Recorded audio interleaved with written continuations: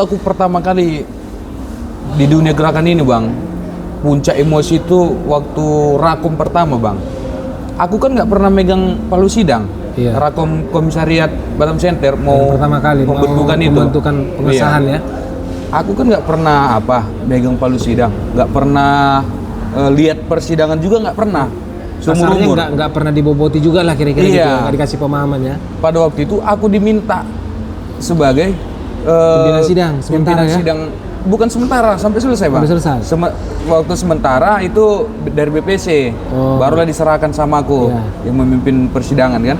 Gak ngerti kita kan. Habis aku dimaki-maki sama Cesardo, banting-banting meja mereka itu. Udah sampai. Kenapa dia kok banting-banting meja? Karena gini, aku kan nggak tahu ketukan satu itu kapan, ketukan dua. Ini masih permulaan begitu kan, langsung digas kita. Iya digas itu kan mereka harusnya. Apakah memang di situ sudah ada apa kalian? Rivalitas gitu atau nggak apa? Ada bang, memang di situ masih polos-polos gitu. Masih polos-polos. Tapi udah langsung digas kayak ya? Iya. Maksudnya kita nggak paham, maksudnya kan harusnya diajari, dibimbing, dibina dengan baik lah, sambil dituntun lah istilahnya kan begitu kan. Kita digas gitu, di situ pertama kali nggak betul lagi berorganisasi, tunggu penjari lah kalau kayak gini, ini harga diri bos, kita dibagi-bagi gini, kita ini pendeta begitu. Berarti pada titik itu kau masih berpikir, iya aku ini loh. Iya bang, aku pendeta ini kok masa digini-giniin, dibodoh-bodohin kira-kira gitu ya? Iya, sampai kalau tengok jemaat kayak gini ya, hilang harga diri ya. Hilang harga diri bang, makanya di situ dulu puncaknya. Jadi waktu dari situ aku belajar, memang kayaknya kita ini harus merendah, harus teringatlah dulu waktu saya dulu pertama-tama masuk sekolah pendeta, sekolah teologi, bahwa kami diajari pelayan Tuhan itu seperti keset kaki, memang tugasnya itu untuk dipijak-pijak begitu. Mungkin inilah masanya. Siapa itu yang bilang itu dulu? Ada dulu dia pelayan Tuhan juga, tapi memang evangelis gembala sidang bukan? Bukan, dia yang menggembleng kami dulu, gembleng. Kami dulu ada istilah survival bang. Tapi dia jarang juga begitu pendeta. Apanya? Istilah doktrinnya? Ngeri bang doktrinnya. Kami dulu kan ada istilah survival. Survival itu kami mahasiswa baru dibawa kami ke pulau yang tidak ada penduduk, yang ada sana hanya kuburan dan hutan. Di mana waktu? Jadi kami dibiarkan dulu. SCTR? Iya. Apa nama pulau sampai sekarang masih ada? Sampai sekarang aku nggak tahu ya masih dijalankan apa enggak. Tapi memang itu kami memang gaya-gaya militer bang. Dipukul, ditendang kita, campakkan juga kita ke laut. Iya bang. Jadi andai kata kalau kau nanti sebagai pelayan Tuhan, kau terjebak di hutan, kau harus bisa hidup. Bagaimana caranya? Ini latihannya begitu. Kami hanya dimodali menurutmu pisau sekarang sama SCTR masih melakukan itu atau kampus lain? Kayaknya masih ada. Bagian dari inilah ya, membangun jiwa mental bang. Ya, bangun mental ya. Jiwa survive. Menurutmu berguna nggak itu? Berguna kali bang. Berguna kan ya? Harus sih sebenarnya supaya bagaimana ya? Jangan karena mereka setelah aku jalani bang ya. Pendeta ini hanya berpikir dia di mimbar aja gitu ya. Karena gini bang, gaya pendeta hari ini kan cukup hedon ya penampilan ya. Maksudnya kadang buat orang tersinggung dan cemburu. Ya rata-rata pendeta udah pakai mobil ya kan. Betul. Nah, baru pakaiannya juga udah bagus-bagus, sepatunya bagus, udah branded ya lagi ya kan. Jangan sampai nanti mental mahasiswa hari ini yang sekolah pendeta ini, ya sosok seorang pendeta itu jadi dipikirnya begitu. Prosesnya nggak mereka dapat bang. Betul. Jadi kebanyakan tuh, banyak tuh ada di tingkat gue juga kan, ya songong gitu loh. Nah, yang mereka tahu ya kita kakak tingkatnya pun udah di khotbah juga ya kan. Sekarang ini lagi mau kita pukul kepala kan gitu ya kan. Ini nggak jelas ini prosesnya begitu kita dulu bang. Jadi kalau di angkatan kami tuh angkatan 1 dan 2 dulu yang cukup keras. Karena angkatan ketiga nggak keras, nggak salah mereka sempat bakar hutan itu kalau nggak salah. Sampai kayak gitu dulu ada kejadian begitu kan, insiden lah. Dulu kita hutan itu suruh kelilingi apa. Kami hanya modal apa dulu? Pisau, mancis sama dandang. Itu aja, nggak dikasih beras, nggak ada apa, nggak ada. Tinggal di hutan berapa hari biasanya? 3 hari. Nggak pernah ada yang cedera atau kecelakaan di sini? Nggak ada.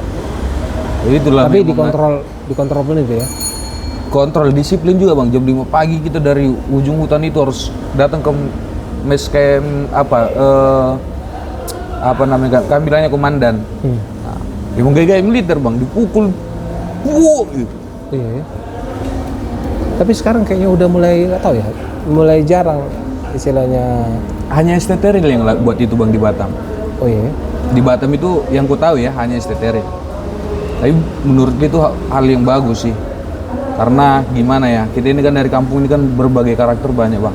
Anak-anak yang manja dan yang lain-lain kan. Iya betul-betul. Kadang Karena ya itu memang- seperti kau bilang tadi, Iya. ada orang berpikiran mau jadi pendeta, yang dianggap dia pendeta itu ya pendeta yang di mimbar itu yang udah pakaiannya Iya. bagus ya kan, Jangan- wangi-wangi ya kan. Iya, jangan dipikir bahwa jadi pendeta itu kalau kita setelah STA ini masuk ke lembaga gereja baru kita terfasilitasi, bukan. Iya. Bawa mobil Jiwa survive-nya bagus. harus ada memang. Aku dari sana juga banyak belajar lah bahwa ternyata keong-keong itu bisa jadi makanan begitu kan. Dari Keong-keong berpasir itu lah kayak makan di pinggir-pinggir pantai itu. dimakan mentah atau gimana? Ya kita Dimasak? ada yang direbus, ada yang di apa. Dia nggak takut kalian nanti ada yang misalnya makanan yang mengandung racun gitu? Ya yakin aja lah bang, udah gitu aja lah bang daripada nggak makan bang. Nggak ada kita di sana namanya hutan bang, sayur nggak ada tumbuh-tumbuhan lain selain daripada pohon-pohon besar itu pada waktu itu. Oh iya. Ya. Iya, jadi memang agak berat. Ada adalah dulu apa? Blimbing. Oh. Pernah juga dulu malam itu lewat babi. Ah. Babi lewat dari depan tenda. Woi babi kejar bang. Cuman nggak dapat. Kawan-kawan Popo itulah yang kejar. Sama ada kawan-kawan dari Nias itu. Ya banyak pengalaman sih di situ dan belajar juga kan. Kami dulu satu kelompok 5 orang, 2 laki-laki, 3 perempuan. Jadi kita belajar jadi kayak bapak kan, memperhatikan ini kan adik-adik ini kan. Banyak belajar lah di sana. Makanya aku bilang harus dilakukan sih itu kalau untuk esteteril. Jadi kembali lagi Sar, tadi cerita jadi RMB itu terus singkat cerita mungkin jadi ketua cabang lah ya. Ketua Jadi cabang dari gimana? RMB inilah sebenarnya jualanku untuk mau jadi ketua cabang ini. Nah, waktu jadi ketua cabang itu aku minta bantu sebenarnya sama teman-teman Cipayung. Cuman mereka kan nggak Bantu secara punya moral lah ya kapasitas, kira-kira iya. gitu ya. Istilahnya bagus ini si Binsar ini calon ketua cabang Iya. ke depan gitu ya. Akhirnya yaudah kita nekat aja kan. Sempat bertengkar juga dulu. Aku sempat dipatahkan di kriteria. Oh iya, kayaknya abang masih ada di situ Iya, juga. sempat kriteria. Menyaksikan proses-proses Ya itu masih ku ingat dulu pada waktu ya. itu. Sama siapa dulu saingan lo? Aku nggak sebenarnya ada isu Mega mau maju. Oh Wasek iya si Cap. Mega ya betul. Sama dari Uniba mau majukan Hendrik. Oh Henry. Iya, mereka ini kan pernah BPC. Betul. Hanya aku sendiri latar belakang hanya komisariat kan. Iya. Makanya aku dipatahkan di Jadi komisariat. bikin di kriteria harus pernah jadi badan pengurus Setidak-tidaknya cabang. pernah badan pengurus cabang. Oke. Ribut panjang. Kak Christine ya namanya itu bang. Si Rait yang ke Papua itu. Siapa sih namanya itu bang? Oh. Lupa aku kakak itu. Yang di Gamki juga. Iya di Gampi Bendara juga, yang Gamki, gendut-gendut itu. Nah, gendut-gendut Kak itu kok bisa Christine jadi ya? persoalkan. Body shaming nanti katanya kan. Iya. Iyalah si Arta. Oh iya Kak Arta, Christine Christian- Arta kan nama Christian dia. Arta, ya. Nah, Kak Arta lah Dia lah yang menyelamatkan. iya menerapkan membuka itu. peluangku itu bang. Oh, Kita sudah ini kan benar. paling susah ini sebenarnya di GMK ini cari orang yang mau berpelayanan. Di situ dia sebagai apa dia? DPC Senior. atau? Senior ya. Kalau nggak salah dia sebagai anggota juga dari Uniba sebagai forum peserta. Oke. Nah, jadi dialah yang bela dulu pada waktu itu. Nah, dia bilang begitu kan. Kita ini paling Almarhum. Oh, di situ masih ada. susah. Ada. Ikut juga. Iya, cuman dia hanya pemantau aja pada waktu Oh, itu. istilahnya dia lebih Peninjau. kepada yang mendorong-dorong inilah semua Iya. ya, kayak kadang untuk bicara ya. Iya, Ninja sama dia juga lah yang membangun mungkin salah satu propaganda ya pokoknya harus Unibah gitu loh. Dulu kan aku pemata warisan Uniba ini. Kalau mereka dulu grupnya mereka kalau bisa Uniba lah kira-kira Ketua gitu ya. cabang 1 sampai ke 5 Berarti kan secara Uniba. apa? Secara moral kau sebenarnya nggak didukung sama mereka. Ya mungkin begitulah Bang ya, yang Iya, kuakui lah ya. Iya, iya. Istilah begitu. Sampai dulu aku ya memang ada senior bilang itu salah, nggak boleh kau berpikir kayak gitu. Ah, Bang Nathanael, aku dinasihati lah waktu di Jakarta. Iya, iya. Karena aku bilang memang aku kayak rasa-rasanya nggak ada yang dukung aku Bang orang di Beni, gue bilang. Nah, aku jadi ketua cabang ya nggak apanya istilah begitu kan, akan nasihati lah kita kan. Siap Bang, kita bilang Bang Nathanael Siagian lah yang nasihati itu. Itulah lu Bang. Jadi bertarung lah itu kan. Karta lah masih ingat kali itu. Dialah yang buka jalan, akhirnya terbukalah jalan itu aku lolos untuk apa ya, sebagai salah satu kandidat untuk bertarung sebagai ketua cabang. Oke. Nah, awalnya yang membuat itu kan Cesardo lah sebenarnya yang oleh ini kan begitu kan. Cesardo dukung dirimu? Enggak, jadi awal-awal dia dukung aku. Oh, karena pada saat itu kayaknya udah ada kebencian apalah bilang kekesalan juga lah di antara internal BPC ini melihat kau kira-kira gitu. Kurang tahu lah kita ya Bang ya, karena tapi kau kan termasuk yang ini kadar yang agak cukup yang paling vokal lah dulu pada waktu itu. Paling suka kritik. Kalau nggak salah pada saat itu aku menyadari bahwasanya internal itu pun udah mulai nggak nyaman juga dengan gaya-gaya kira-kira gitu ya. Istilahnya begitulah Bang. Jadi si Cesardo lain style ini, tapi dia awalnya dukung aku. Cuman pas mau kompercap dia bilang begini, kau kalau nggak jadi ketua cabang tetap aja BPC. Nanti kau kita style lah, entah kabit orkom kau atau apa begitu. Biar aja si Mega dulu kata dia. Oh berarti ini Mega yang pesan, nggak bisa Pak. Kita ini kalau nggak jadi ketua cabang kita nggak mau lagi lah. Gue bilang begitu kan. Kenapa sempat begitu? Akhirnya yaudahlah kita tetap maju. Akhirnya nopal dulu kan, karena dibuat begitu udah pusing kepala kita ini kan. Nopal lah yang angkat tangan sambil dia pas lagi mobil legend dia itu angkat tangan dia, interupsi, pokoknya nggak bisa kayak gitu, komisariat boleh kata dia. Ya apa alasannya? Pokoknya nggak bisa kata dia. Nopal dulu singkat aku itu, duduk dia main game lagi dia, nggak bisa begitu. Ya pokoknya nggak bisa kata dia, hanya itu aja dia. Sampai mau turun dulu apa kan, pimpinan sidang terpecah juga pada waktu itu. Pimpinan sidang 3 orang, 2 dari Unibas, 1 dari Batam Center. Ketua komisariat ya udah kita setel juga dia di sana kan. Harus bantu kita. Akhirnya itulah waktu lolos kriteria ternyata nggak ada yang maju. Nggak tahu kita apa maksudnya dibuat itu kan begitu. Artinya memang mereka nggak siap bertarung aja Bang. Oh, pada saat itu pun si Mega pun kayaknya lagi bimbang juga, jadi terakhir dia nggak maju juga ya? Iya, kayaknya memang nggak siap fake aja mereka. Kalau aku kan berarti dikocok ulang lagi gitu ya? Enggak Bang, jadi kan memang menang kita di persoalan persyaratan. Iya. Akhirnya diperbolehkan, akhirnya yaudahlah hanya aku sendiri yang maju. Oh, terakhir Mega itu nggak lagi? Nggak maju mereka. Ya itulah prosesnya, jadi aklamasi aku jadi ketua cabang kan. Ketua sekretaris cabang itu yang susah, nggak ada yang mau. Istilahnya kita agak ngeri dulu pada waktu itu. Akhirnya kita elek-elek lah jadinya si Sekcap kan. Siapa namanya? Sekcap Nurmala. Nurmala ya. Apa kabar si Nurmala ya? Kemarin jumpa di Jakarta Bang, sehat deh. Jakarta? Iya. Udah di Jakarta dia? Iya kemarin Bang. Dia lagi apa, dia belajar bahasa Korea tuh Jerman, dia mau ke luar negeri juga katanya. Apa dia tujuannya? Dia mau kerja sih. Mau kerja ya? Jadi pengalaman berkesan selama jadi ketua cabang apa kira-kira? Banyak sih Bang. Banyak ya? Iya, jadi kayak rasa-rasa kayak seorang pejabat sih. Ada sih jiwa yang kayak gitu. Kayaknya aku benar-benar kayak udah pejabat istilahnya gitu loh Bang. Karena selama hidup aku tak pernah, aku kan selama ini merasa aku kaum merdeka. Selama bergame kai, kehidupan kita kayak terpantau ya kan. Dikit-dikit dikritik, dikit-dikit dituntut begini begitu kan. Betul. Belum lagi kita ini anggaplah relasi yang sekalipun orang bilang kadang kita bicara kalau seakan-akan hanya jualan-jualan marketing aja dalam berorganisasi kan, tapi ya aku akui banyak hal relasi yang ku dapatkan selama bergame kayak itulah. Pertama relasi lah, tapi di ujungnya semua ini aku pikir bergame kayak ini pada ujungnya adalah bicara tentang cinta aja sih Bang. Kenapa cinta? Karena menurutku gini, game kayak ini kan barang mati.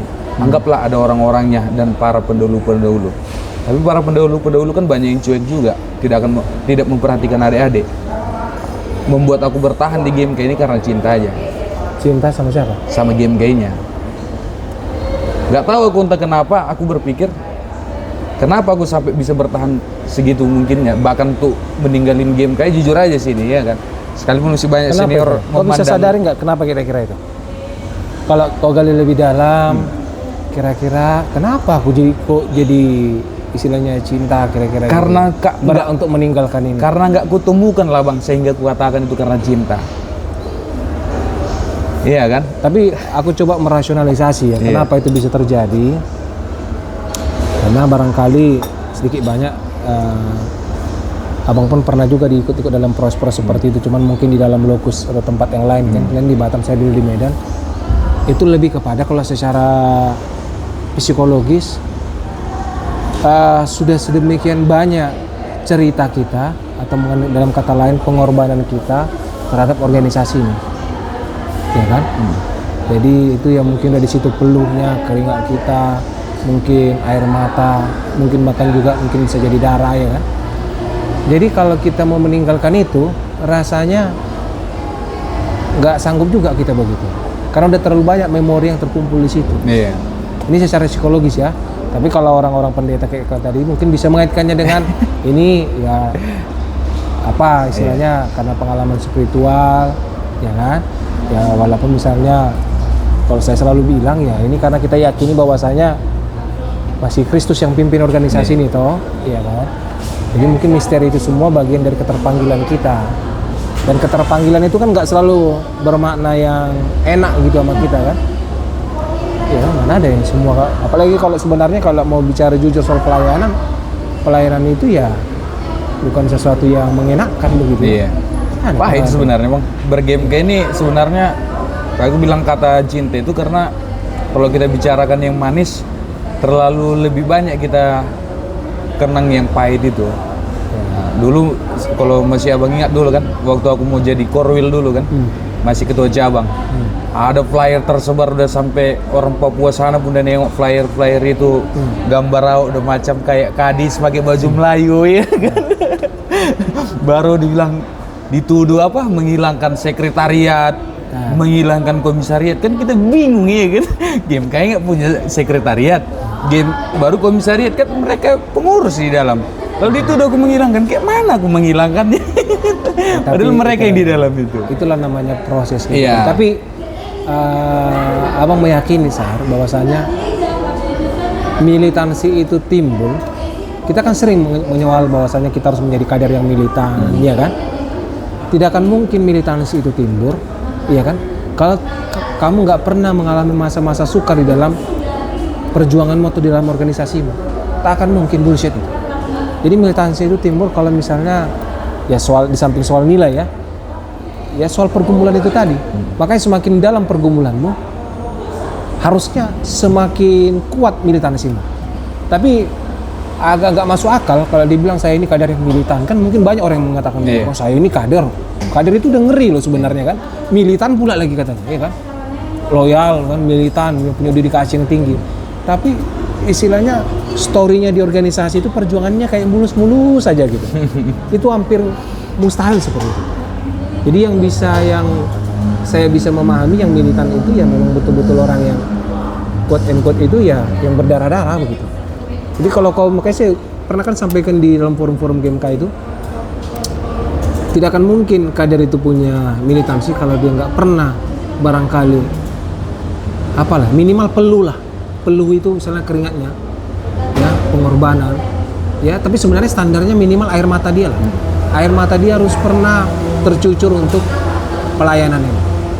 Jadi seketika dia sudah pernah meneteskan air matanya di dalam pelayanan ini, di dalam organisasi itu, seketika itulah kupikir itulah sebagai materai bahwasanya muncullah militansi di situ. Kalau dia memilih lanjut dia masih tetap di organisasi itu begitu. Karena abang juga udah pernah merasakan itu. Makanya jadi organisasi itu teramat mahal bagi kita.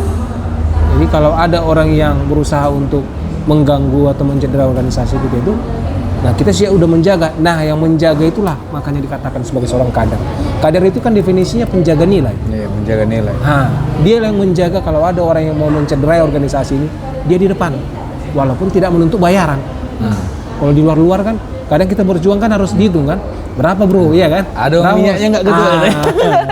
Ya, itu bukan kader itu, tapi kalau misalnya yang di organisasi itu, ya karena kan yang ideal begitu. Kita akan menjaga nilai. Makanya kalau anggota itu baru ikut masa perkenalan, ya kan masih mengikuti masa perkenalan, masih baru berkenalan, itu belum kader namanya. Dia masih sebatas anggota. Nah, kenapa dia dikatakan kader? Ya karena dia sudah melalui proses pergumulan-pergumulan itu. Nah, salah satu pergumulan itu media yang paling konkretnya itu adalah kepengurusan. Karena di pengurusan itu kan kita berjibaku kita di situ kan. Senang, sedih, ya kan. Banyak hal di luar. Semua lah, bukan hanya soal kegembiraan. Iya. Banyak juga mungkin fitnah di situ, ya kan. Banyak pahitnya juga sih bang. Ya, iya. Belum lagi kalau kita cerita banyak lah ini ya selama bergame kai bang. Kita advokasi masyarakat, advokasi gereja yang kena pukuli lagi, yang kena apa kita kan banyak hal yang kita alami begitu kan. Ya, iya. Biar kadang orang hanya meminta, kadang anggota ini kan karena kekesalan kita minta hasil aja, iya kan?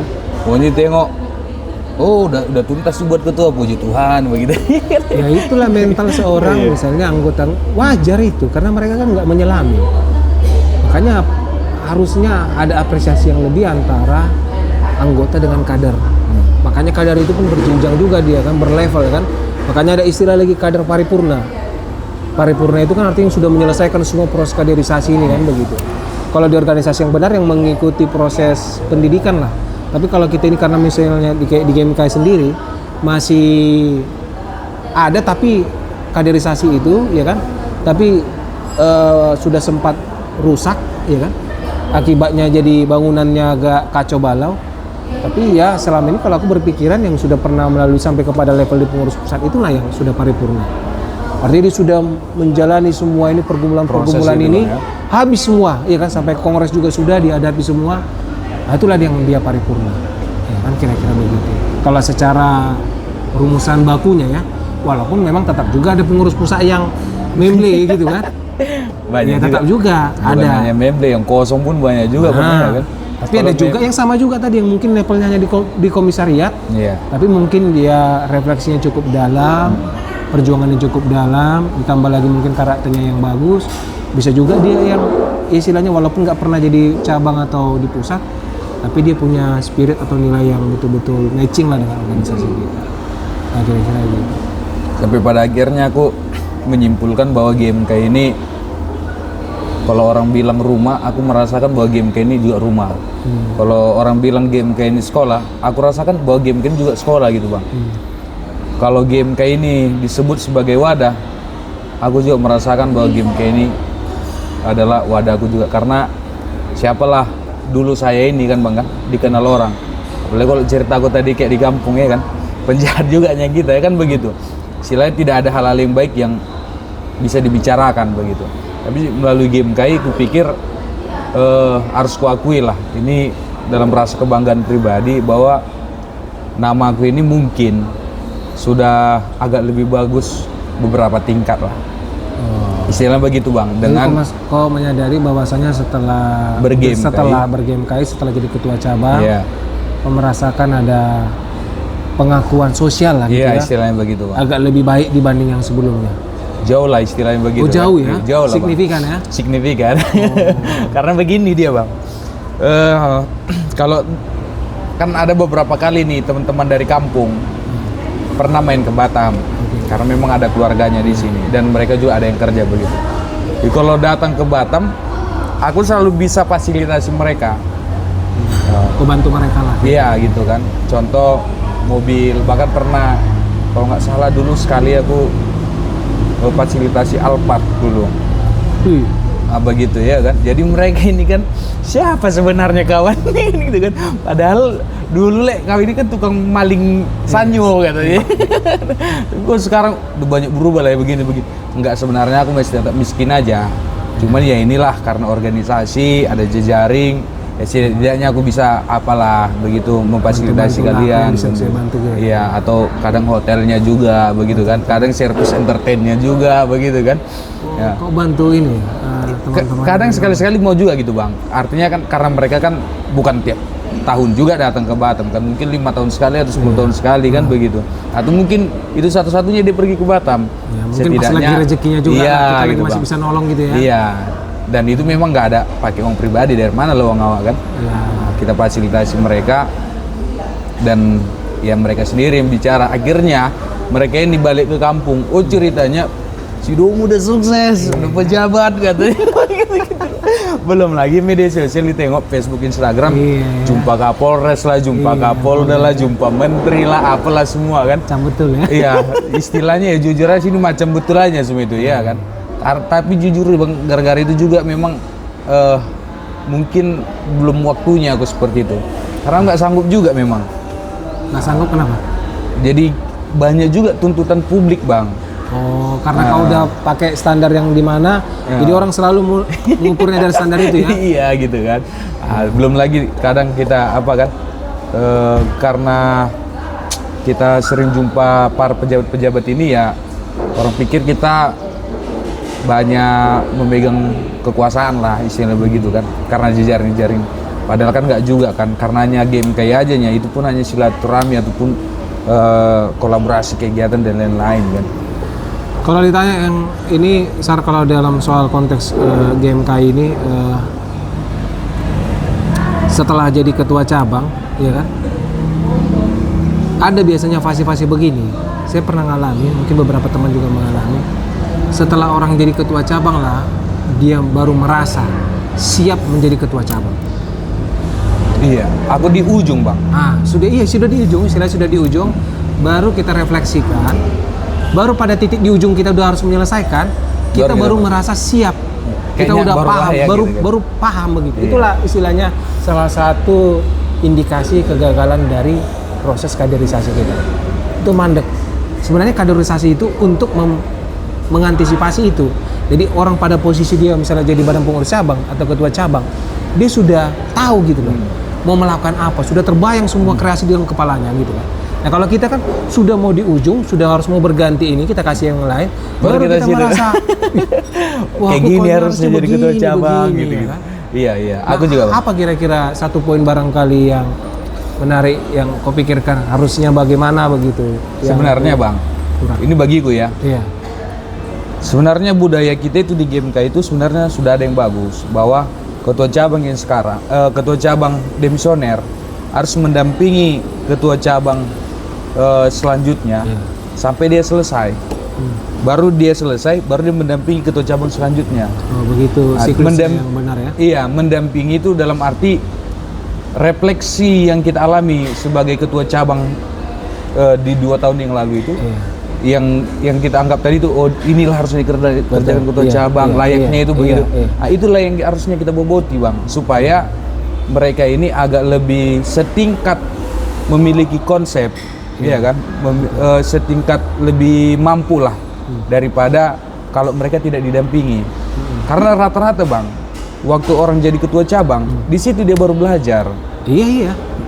Itu makanya saya bilang itu kegagalan dari kaderisasi kita. Iya. Kalau kaderisasi kita bagus, ya kan, artinya dia sudah harus mewaspadai itu dari awal. Makanya diperlengkapi dulu, dikader dulu, dibentuk dulu, dikasih training dulu, biar nanti dia jadi ketua cabang atau jadi badan pengurus cabang, dia udah tahu gitu loh. Enggak lagi istilahnya, tetapnya semua proses ini belajar, tapi dia sudah punya bekal gitu, yang dia pakai untuk istilahnya membersihkan lalang-lalang dalam pelayanan ini begitu.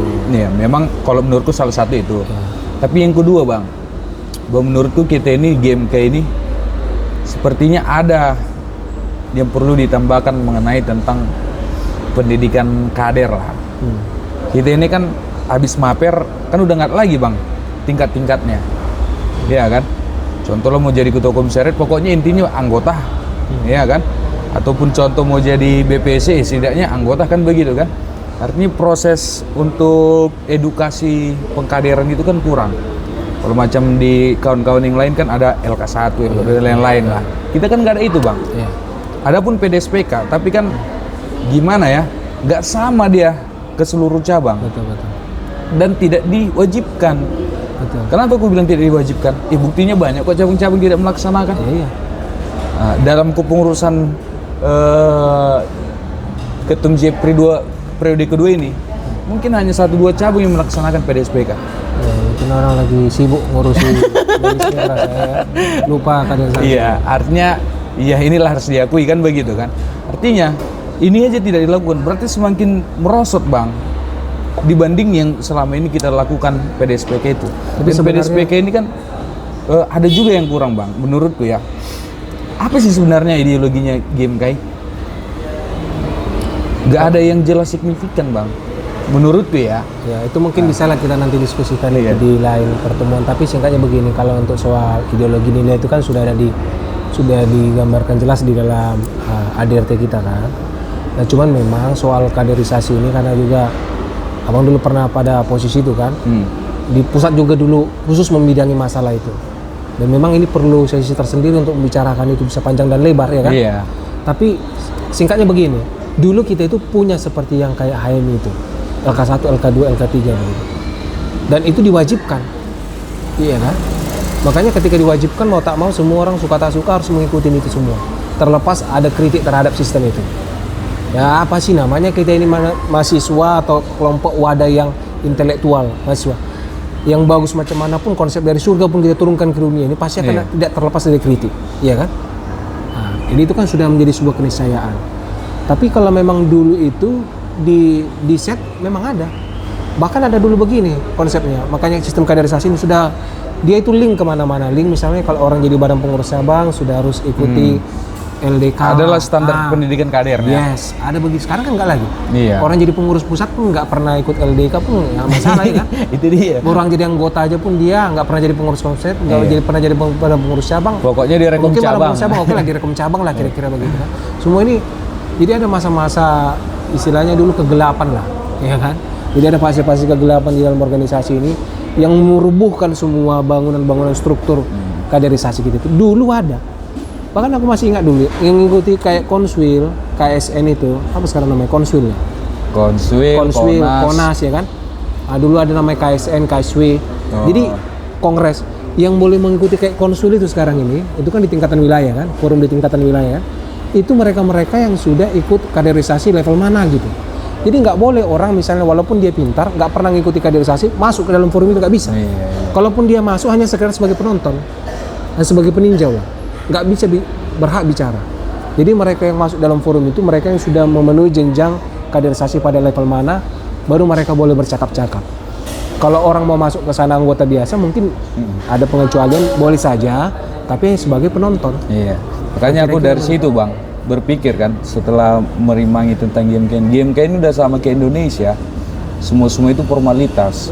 Padahal sebenarnya GMK ini kan dan rekan-rekan Cipayung ini kan dia masih diakui lah bahwa pengkaderannya itu, militansinya itu ya, kalau di Indonesia ini saya pernah dengar hanya 2 lembaga yang diakui bahwa proses pengkaderan militannya itu masih jalan, yaitu kelompok Cipayung sama TNI katanya. Iya.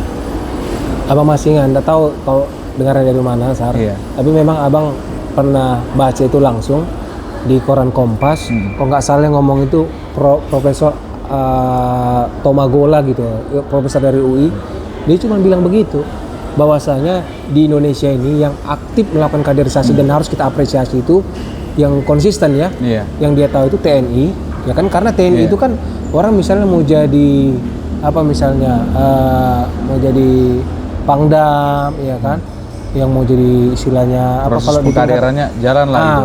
Mereka harus mengikuti proses kaderisasi begitu. Ada diklat-diklatnya. Dan teman-teman Cipayung. Nah, kira-kira begitu. Karena dia dulu udah mungkin udah sekitar 60-an profesor itu sekarang. Dan dia mengapresiasi itu walaupun memang itu menjadi kritik di kita juga. Sebab sekarang ini GMKI sudah sepertinya nggak menyadari pentingnya sistem kaderisasi itu. Omongannya penting. Selalunya kalau orang ditanya anggota maupun kader, penting nggak kaderisasi? Semua merasa penting. Hampir 99,99% pasti bilang itu penting. Tapi yang menyadari itu dan menyadari sampai pada titik dia mewujudkan itu, nah itu yang mungkin barangkali 5% pun kerasa nggak saya ragu kira-kira. Saya sangat mengagumi sebenarnya GMK ini Bang. Dari prosesnya ya. Aku justru sangat membedakan, banyak menurutku berbeda GMKI dengan negara kita ini Indonesia. Justru sistemnya ini kalau dijalankan dengan baik, dijalankan seperti sebelumnya, GMKI ini lebih bagus daripada sistem manajemen di Indonesia ini. Karena di Indonesia ini menurutku semua di bidang instansi apapun ya semua itu hanya formalitas. Terjadinya pun pemilu dan pilkada semua formalitas begitu. Tidak lagi memandang ada skala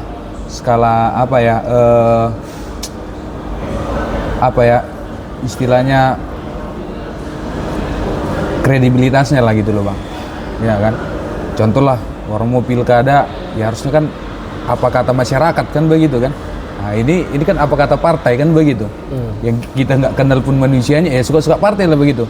Dan selama ini di GMK ini kan dijalankan proses yang betul itu begitu. Mau jadi ketua cabang itu tadilah harus ada syarat begini-begini.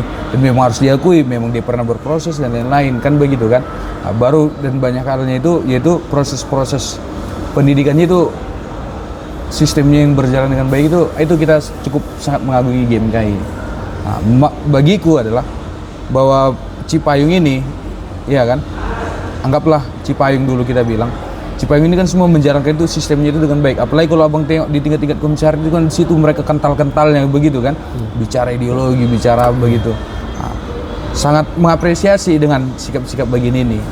Nah, maksudnya kalau sistem ini bisa bertahan, justru lebih meningkat bagaimana kita semakin radikal ya bicara tentang ideologi dan lain-lain. Nah, akan semakin banyak sebenarnya generasi-generasi ini justru akan sebagai perpanjangan lah ataupun langkah untuk mewujudkan Indonesia emas ini nanti. Sebenarnya Cipayung ini harapannya kan begitu kan, menurutku ya bang ya, di luar daripada, karena kalau di luar daripada Cipayung orang udah berbicara hal-hal yang pragmatis ya kan, udah mau sukses semua lah, jadi orang kaya semua lah, yang berbicara tentang bangsa ini kan nggak ada. Kalau kita mau jadi pengusaha semua, kita jadi penjual Indonesia semua kita ini bang. Iya nggak sih bang? Kita mau jadi pengusaha rebut-rebutan, kita cari lahan, bayar-bayar apa juga kita, suap menyuap juga di sana kan. Nah, maksudnya inilah yang berbicara tentang integritas dan idealis bangsa kita ini kan begitu. Nah, namun kalau sampai hari ini Cipayung ini merosot, nah iya kan, kalau istilah Roma 12 ayat 2 itu serupa dengan dunia ini, ya kan? Ya udah sama-sama rusak kita. Indonesia ini harus kita akui udah terancam bang. Nah, ya kan, udah terancam. Harus ada sistem yang dibangun ini, pengkaderan ini, yang bicara tentang ideologi ini kan, bicara tentang idealisme bangsa ini harus dipertahankan sebagai mesin kan. Kalau ini nggak dipertahankan, nggak ada lagi yang bisa jadi benteng-benteng mempertahankan Indonesia yang sedang dalam keadaan terancam ini begitu. Makanya aku sangat mengapresiasi GMKI dengan kelompok Cipayung, karena aku begitu tahu masuk ke dalamnya ya. Karena bagiku aku nggak menyinggung BEM lah ya. Maksudnya aku nggak merendahkan BEM.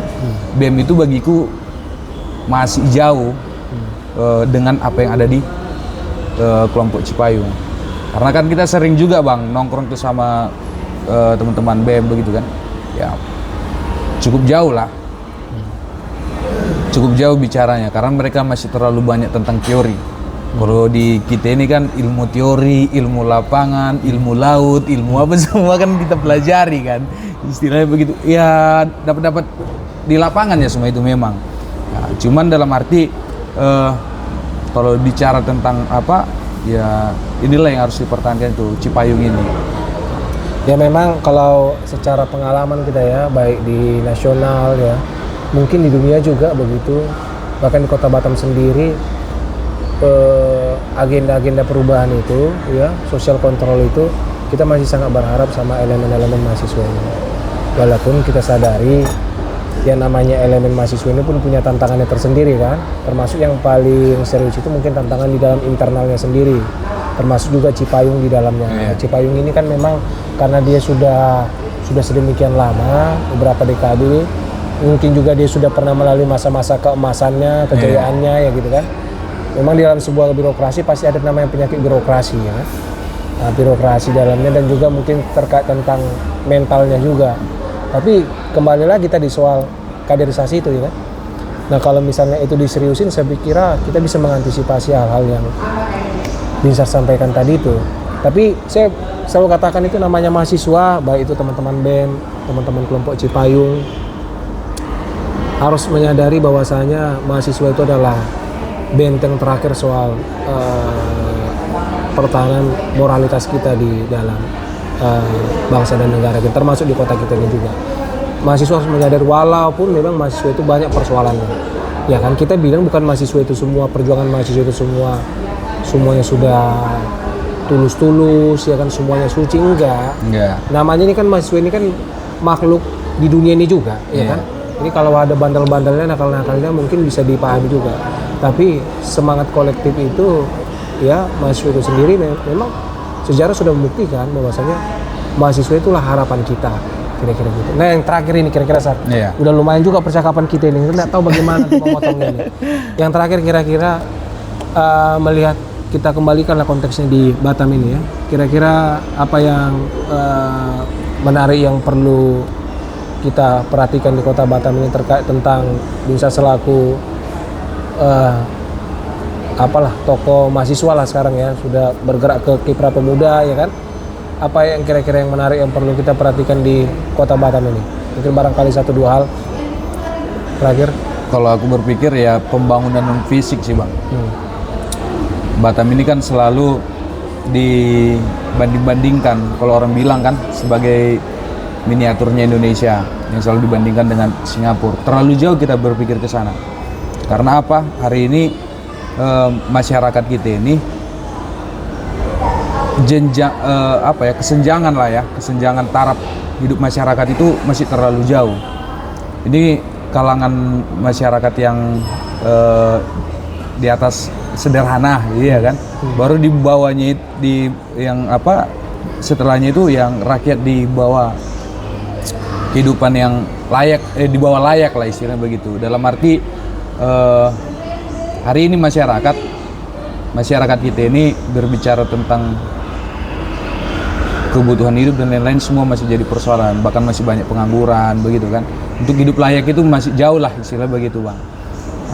Bahkan stunting pun cukup tinggi juga di kota Batam ini.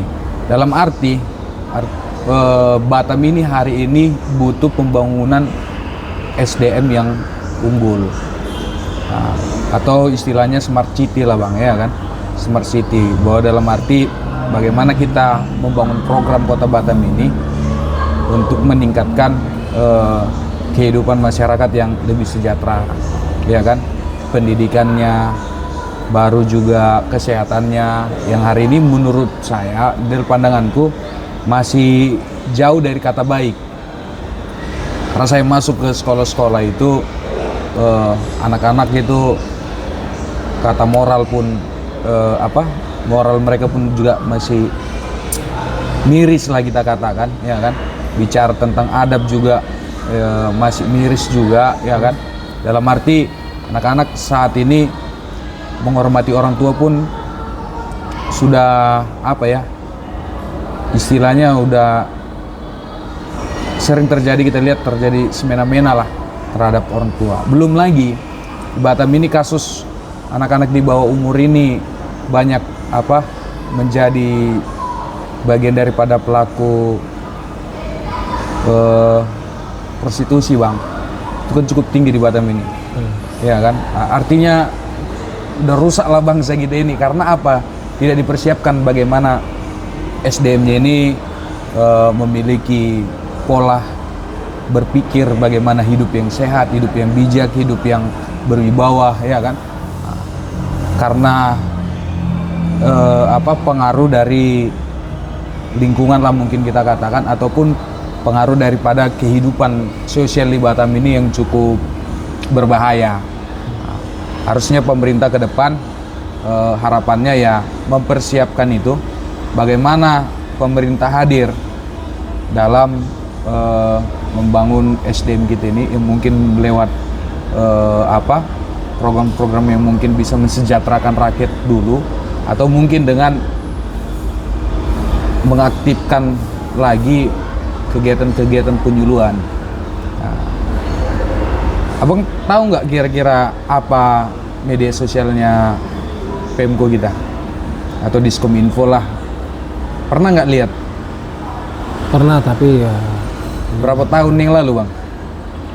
Udah lama, memang nggak terlalu. Justru yang lebih ngejar itu BP Batam.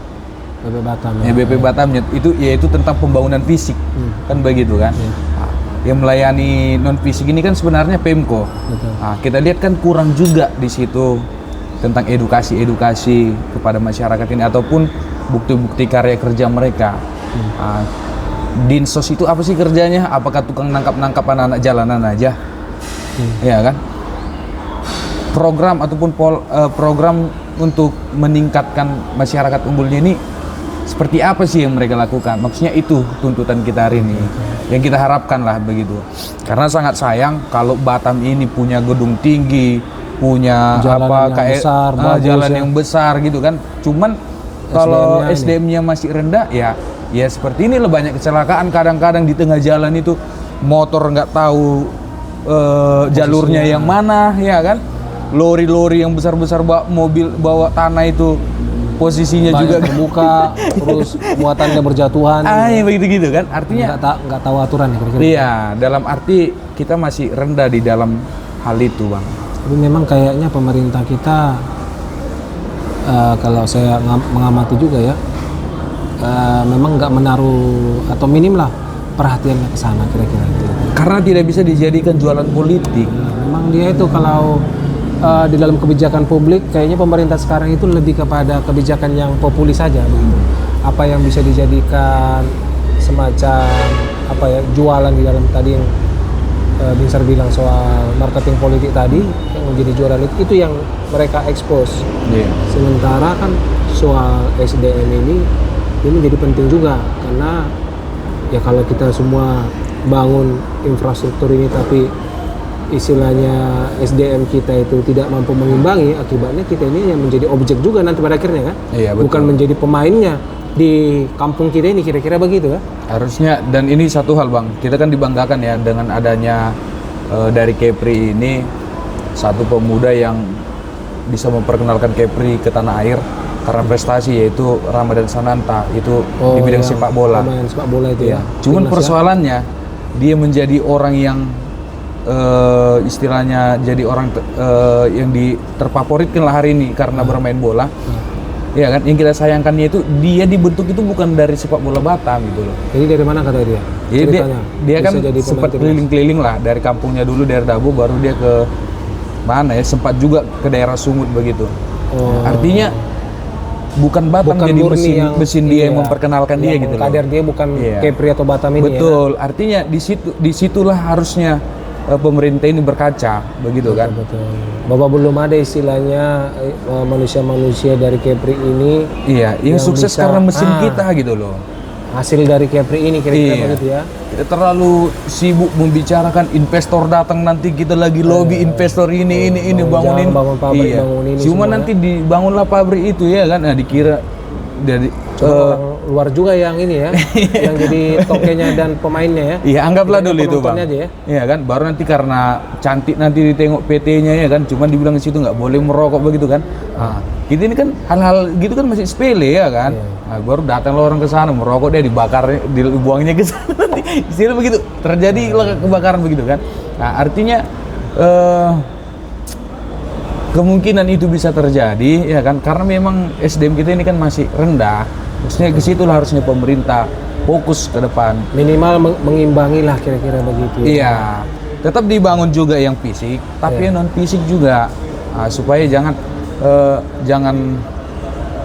kita apa ya, jalannya agak pincang lah istilah katanya begitu, Bang. Nah, karena sangat sayang sekali. Contoh ini, nanti datang Batam ini mau dibuat sebagai kota pariwisata begitu kan. Datanglah nanti bule-bule. Nah, terus kita di sini masih otaknya masih apalah begitu kan. Nah, agak nakal-nakal kita, nanti ditaruhnya di situ anduknya, ada yang mencuri, ada yang apa, kan malu-maluin kita juga kan begitu kan.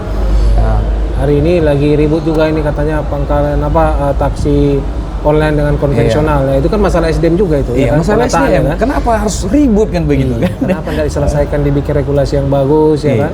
Kita ini kan selalu unggul Batam ini sebagai kota tingkat kriminalitasnya ya kan. Yang Batam sebagai kota prostitusi kan gitu-gitu kan. Kita dikenal masyarakatnya itu yang begitu-gitu aja, Bang, yang jahat-jahat aja. Pemerintah ini terkadang nggak tahu lah kita apakah tidak memperhatikan di sini atau memang tidak fokus atau memang 15 tahun lagi baru Batam ini mengarah ke sana memperhatikan itu begitu. Sekarang kita fokus 15 tahun ini membangun fisik jembatan apa semua yang begitu.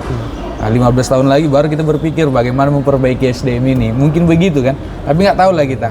Kita nggak menyalahkan juga. Pikiran yang positif mungkin begitu ya. Ya kita harus berpikir positif Tapi Bang. kayaknya agak apa juga, agak menyalahi juga. Ya, tetap sebenarnya kalaupun kita fokus ke fisik, sebenarnya harus diimbangi juga dengan mempersiapkan ibaratnya kayak komputer itu kan. Di samping hardware ada software kira-kira begitu. Jangan maksudnya mikiri hardware-nya aja terus, mikiri misalnya layarnya harus bagus ya kan, yang harus yang cerah gitu ya, terus misalnya tempat ketiknya harus yang enak, tapi nggak memikirkan bagaimana nanti sistem yang di dalam ini. Iya. Itu yang barangkali perlu menjadi catatan. Iya, Kira jadi perhatian pemerintah. yang terakhir mungkin Sar, biar kita selesaikan dulu karena Oke, ini sedemikian panjang kan, nanti gimana cara mengeditnya abang bingung. Iya Bang. Nah, yang terakhir kira-kira ada semacam closing statement kira-kira dari tadi cerita tentang saya menggarisbawahi kalau soal apa istilahnya masa hidup, saya kira tidak perlu lagi diperdebatkan ya, tapi lebih kepada dalam proses menjadi ketua GMK itu ya saya katakan itu menjadi tokoh mahasiswa di Kota Batam ini, terus proses itu semua dikaitkan dengan kalau di GMK kan ada istilahnya medan pelayanan ya kan. Apa kira-kira yang perlu kita ambil kesimpulan dari cerita ini? Kesimpulan dari cerita ini lah Bang ya. Pada intinya bahwa hari ini terlalu banyak orang yang menggantungkan hidup kepada negara, mengharapkan kebijakan, bahkan sampai bantuan sembako pun orang berebut, kan begitu Bang. Hari ini kita harus menjadi kaum merdeka, ya kan, membuat aturan sendiri di dalam pikiran kita. Dalam arti kita yang sebagai masyarakat ya yang punya cita-cita ingin seperti apa yang kita impikan, bahwasannya harus berani berdiri di kaki sendiri, sebenarnya istilah begitu Bang. Dalam arti kita harus menjadi kaum merdeka, bisa menghidupkan diri sendiri ya kan, baru mencerdaskan diri sendiri juga. Karena hal itu juga yang kupelajari di GMKI. Bahwa saya selama menjadi ketua cabang GMKI banyak berharap sebenarnya Bang dari para senior dan lain-lain. Ternyata betul apa kata sebagian para senior, terkadang omong kosong juga begitu kan. Sehingga dalam proses yang kujalani selama ber-GMKI ya hanya menjalankan apa yang ada di pikiran sendiri. Nah, terkadang di luar daripada norma-norma ya berani kita lakukan supaya ya untuk mempertahankan kita bisa tetap hidup begitu. Istilahnya begitulah ya. Sehingga hal yang perlu kita pelajari bahwa kita ini ke depan ya harus bisa berdikari lah, berdiri kaki sendiri dengan merdeka di dalam hidup kita sendiri ya kan. Tanpa harus sekalipun mungkin kita berpikir bahwa banyak batasan terhadap tantangan-tantangan ke depan yang akan kita hadapi. Tapi yakinilah bahwa sebenarnya tantangan itu hadir karena kita sendiri membatasi di dalam pikiran kita. Jadi sebenarnya kita ini tidak ada yang susah Bang. Kalau kita tidak membatasi di dalam pikiran kita, yang membuat kita tidak mampu kan sebenarnya karena pikiran Bang. Tapi sehingga ada istilah bahwa lebih baik mencoba sekalipun gagal daripada diam tidak berbuat apa-apa, kan begitu kan Bang kan. Mungkin itulah Bang. Oke, demikian teman-teman sekalian dari Binsar Hadomuan Pasar Ibu ya, mantan tokoh mahasiswa, tokoh pemuda di Kota Batam. Saya Pixon Tambobolon dari Siasat Malaka. Terima kasih.